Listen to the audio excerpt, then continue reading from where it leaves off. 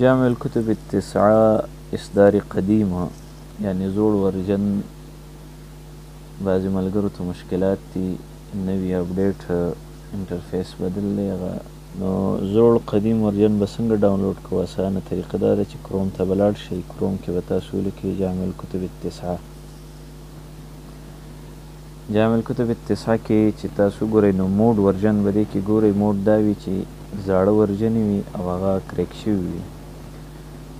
نو دغه موډ ورژنو کې دا پلی موډ یو ویب سایټ دی، پلی موډز ډاټ نیټ، دا به راواړوئ.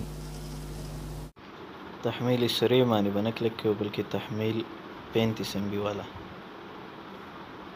دا به ډاونلوډینګ شروع شي، لږ وخت به اخلي. چونکې ما سره ډاونلوډ دی، ما ډاونلوډ کړی دی، تاسو به یې ډاونلوډ کړئ. پس د ډاونلوډ نه کوئ، ډاونلوډ کې دې باندې به کلیک کړئ، دا به انسټال کړئ.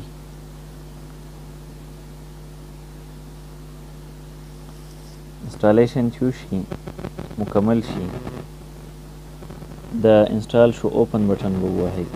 دا به تاسو ته جامع الکتب التسعة زوړ ورژن کولاو کړي. نور د ډاونلوډینګ طریقه کار هماغه زړه ده.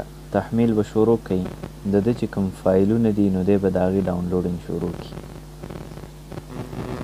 دا تقریبا 157 MB دی. دا شروع شو، دا شروع شي، دا سر ته ورسیږي 157 MB.